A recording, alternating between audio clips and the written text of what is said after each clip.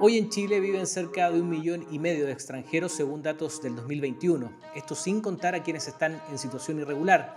Muchos de ellos se sienten discriminados y excluidos. Y es que recién, en 2021, la nueva ley de inmigración reconoce este fenómeno como un derecho humano y no como un peligro para la seguridad nacional como se establecía antes. Mañana, martes 21 de marzo, es el Día Internacional contra la Discriminación Racial y en este contexto es urgente abordar este tema. ¿Estamos preparados para enfrentar la inmigración como un fenómeno que aporta al país o lo seguiremos viendo como una amenaza? Lo conversamos hoy, aquí, en Comunidad.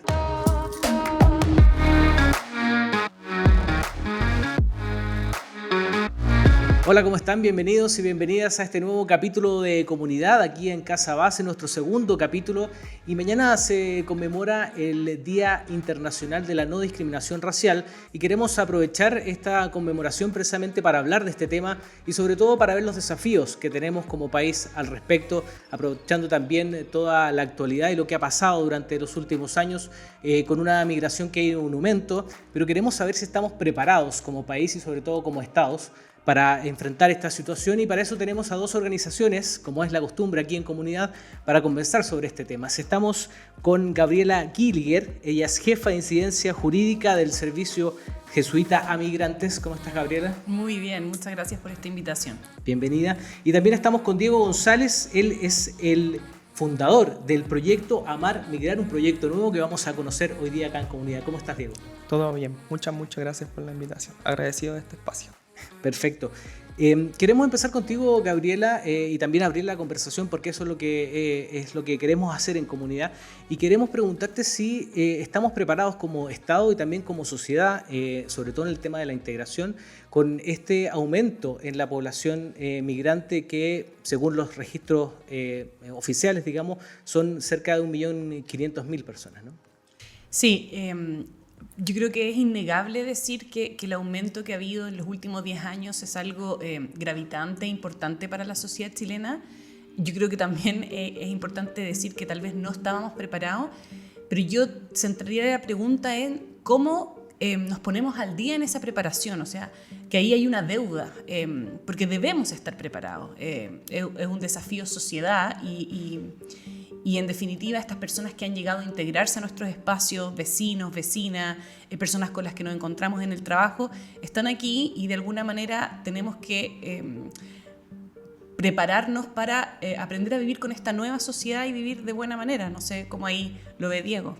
Sí, no, comparto todo lo que dice y claro, finalmente hacerse la pregunta de qué estamos haciendo o quién está trabajando para esta integración, esta inclusión, y finalmente tratar de sacar el mayor provecho de personas que vienen de otro país de origen con la intención de aportar, siendo positivos también cuando hablamos de temas de migración. Claro, ha sido un fenómeno que ha sido rápido, pero también por eso las reacciones tienen que ser rápidas, y hemos visto también que los mismos migrantes dicen que se sienten discriminados. ¿Eso ustedes lo ven en el trabajo que hacen hoy día? Según una encuesta, cerca del 43% de las personas que fueron consultadas dicen que se sienten discriminadas, sobre todo las personas inmigrantes latinos. Gabriela. Yo creo que sí, que hay un asidero en la realidad a partir de las experiencias cotidianas y también en el fondo yo creo de la narrativa que se ha instalado sobre la migración en la sociedad chilena, que hace que la misma sociedad en las distintas interacciones tenga ciertos prejuicios ya instalados. Y ahí no hemos contribuido mucho como sociedad desde las autoridades, las distintas miembros o autoridades representantes de la sociedad, en el fondo contribuir a eso.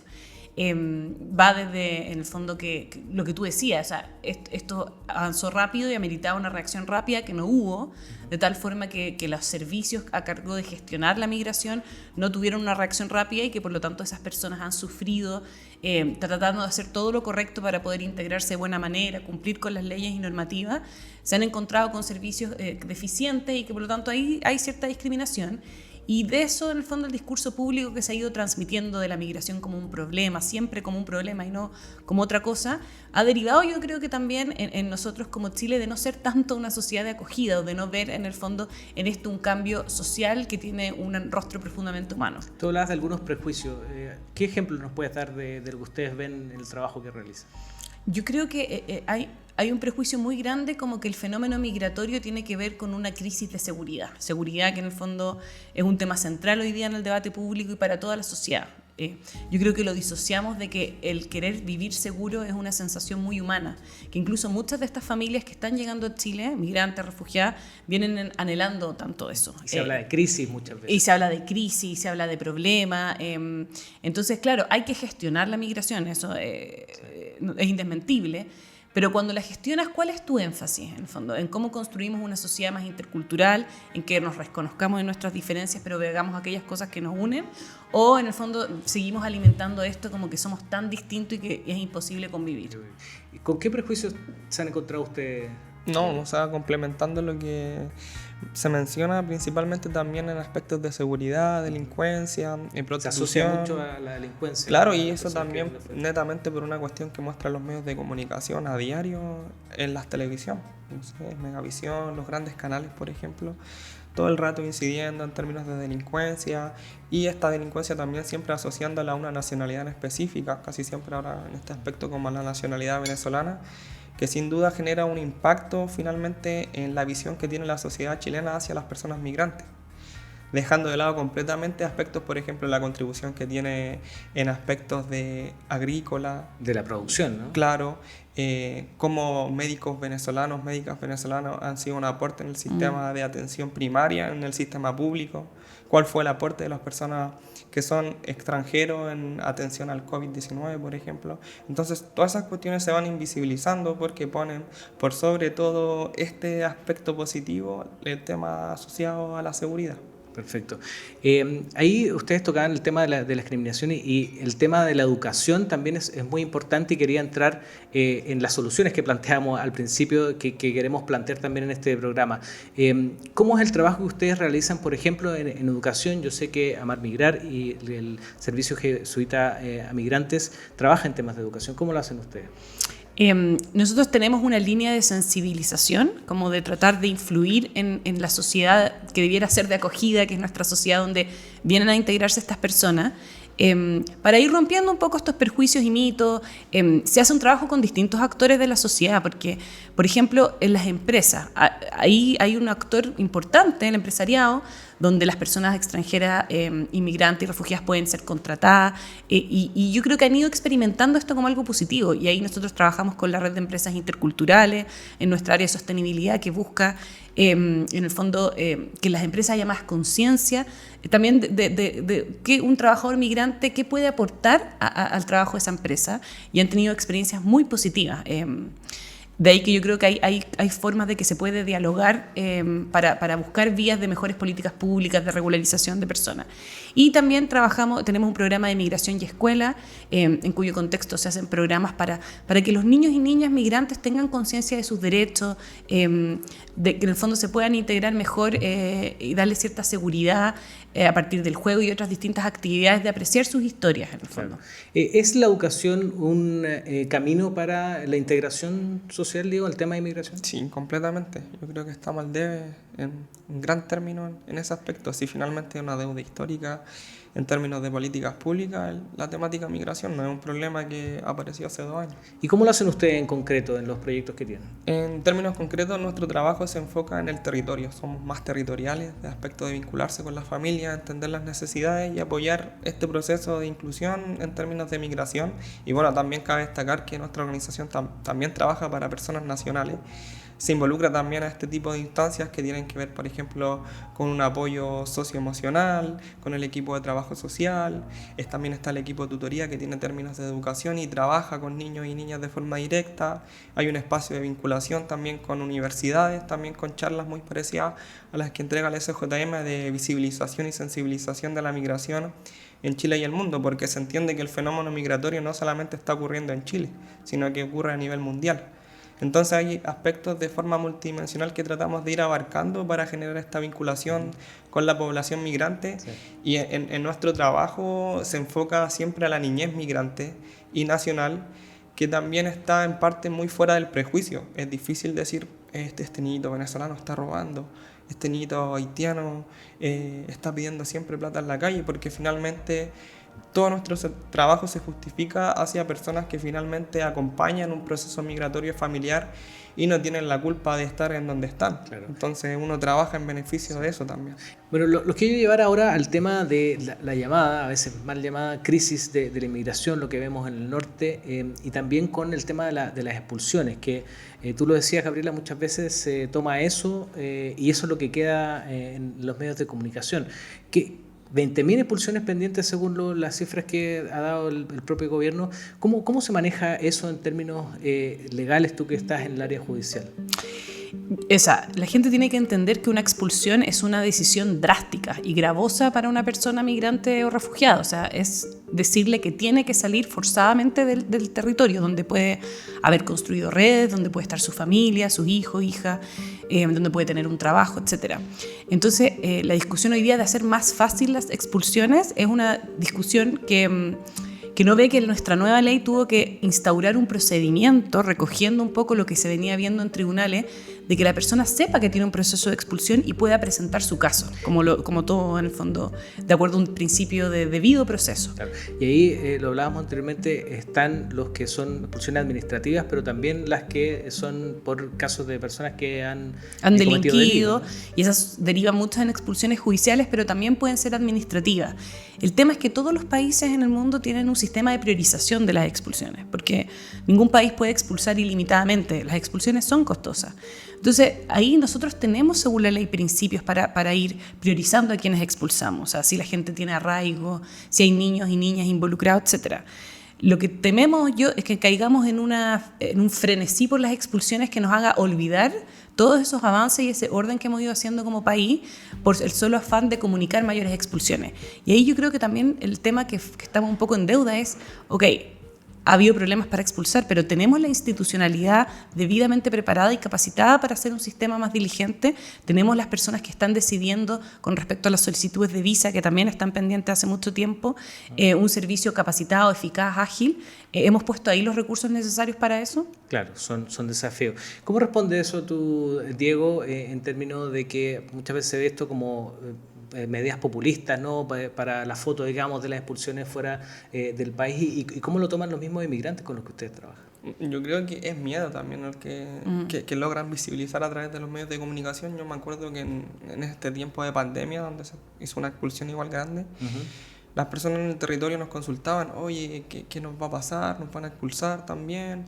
Tengo a mi hijo en el colegio. Entonces, finalmente, como se mencionaba anteriormente, hay un proceso ya que ha generado la persona migrante de vinculación con redes institucionales como en la escuela, como en el centro de salud, que tampoco se consideran al momento de. Entonces también atienden como una medida bastante populista por parte del gobierno de turno. Y tampoco la temática migración no se va a solucionar expulsando a todas las personas migrantes que están irregulares, sí, porque finalmente hay muchas aristas que considerar. ¿Y eso lo transmiten los migrantes, ese temor que hablas tú a veces con estas imágenes como sorprendentes? Sí, uno de los problemas que se evidencia por parte de la organización en la comunidad migrante es la desinformación o la mucha información respecto a algunas temáticas.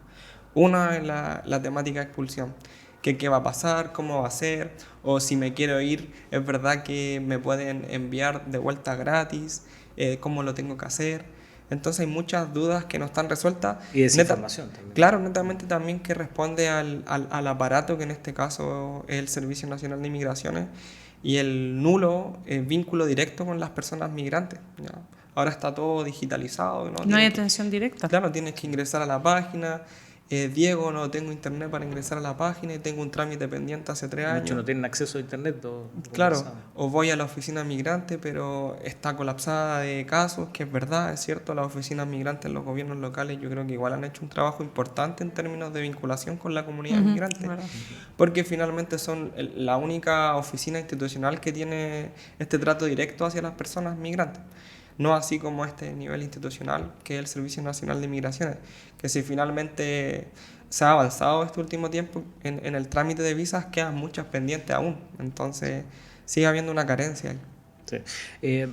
Siguiendo con el tema de la ley, hace el 2021 hubo una regularización, ¿no es cierto? En el 2022 lo hablamos, hubo un cambio importante en la ley y se entró en vigencia la nueva ley de migraciones. Hablamos de que se cambiaron mucho la manera en que se dicen, ¿no? Las palabras, hablando de la conceptualización, sobre la migración, hablando de derechos humanos, que antes se hablaba como una amenaza, pero tú me decías, Gabriela, de que eso ha quedado en el papel, pero en la práctica no es tan así, ¿no? No hemos logrado ver en la práctica los cambios que teníamos esperanza que ocurrieran con este nuevo lenguaje, con esta ley mucho más actualizada a nuestros compromisos internacionales, como Estado, en los tratados. No lo hemos visto. O sea, lo que dice Diego... ¿En qué en particular no lo han visto? No lo hemos visto, que en definitiva los desafíos de integración, los desafíos de proteger los derechos de los niños y niñas, si bien ahí ha habido un avance en materia de infancia, por lo menos en regularización, pero sin concebir a la unidad familiar, porque mucho del flujo migratorio son unidades familiares. Entonces, ¿qué pasa con esos niños y niñas si sus padres no pueden regularizarse, si están sujetos a expulsión, sin consideración? Y para ¿Qué pasa explicar con el bien ese enfoque de punto, género? Gabriela, ¿qué pasa con los niños en particular? Que tú dices que hubo un avance ahí. Sí, ¿cierto? porque en el fondo se explicitó que no importaba la forma de ingreso de ese niño ni la situación migratoria de sus padres, ese niño puede regularizarse. Y yo he visto del gobierno un esfuerzo para así hacerlo, y está avanzando. Sí hay un problema con cierta documentación que se exige, que a veces los consulados de Haití o Venezuela no están dando, y ahí yo creo que también hay ánimo de que ver cómo solucionarlo. Entonces yo creo que en infancia hay una apertura, pero hay que ver que esos niños y niñas están a cargo de padres o tienen una unidad familiar, entonces también cómo nos hacemos cargo de esa realidad. Y ahí, en el fondo, pese a que la ley tiene ciertas herramientas, yo creo que las autoridades se han reducido más a un avance en las discusiones que están sucediendo en el Congreso de cómo ya modificar la ley, pero para retroceder en ciertos avances que tenían que ver con considerar las circunstancias personales de estas familias al momento de decir si expulsarlas o cómo se regularizaban, etc. O sea, se están centrando en eso los cambios que se en vez de seguir avanzando en una línea más de integración y de enfoque derecho. No, o sea, para complementar, claro, se ha avanzado en términos de la regularización de niñas, niños y adolescentes, y en términos concretos desde el Servicio Nacional de Migraciones también hubo una vinculación directa con nuestra organización, con ese caso en específico, que claro, finalmente las mamás y los papás se alegran mucho de que el niño o la niña tenga como su carnet de identidad chileno, pero también dicen, oye, ¿qué puedo hacer yo? ¿Cuál es el proceso a seguir? Estoy trabajando, estoy yendo al consultorio, de verdad quiero quedarme, quiero hacer las cosas bien. Entonces, siento que también este tema bien administrativo de política se tiene que tratar desde la empatía hacia la persona humana. ¿Y qué cree usted que hay una negligencia en cómo se concebió la ley? ¿Se quieren seguir poniendo trabas? ¿Cómo lo ves tú, Gabriela? Yo creo que no hemos logrado... o sea, yo creo que la ley fue un avance en muchas cosas, en otras teníamos la esperanza de que se pudiera avanzar después, pero desafortunadamente el contexto y el debate público se está imponiendo a esas conversaciones que hubo en el proceso legislativo, donde se buscaron acuerdos entre los distintos sectores políticos.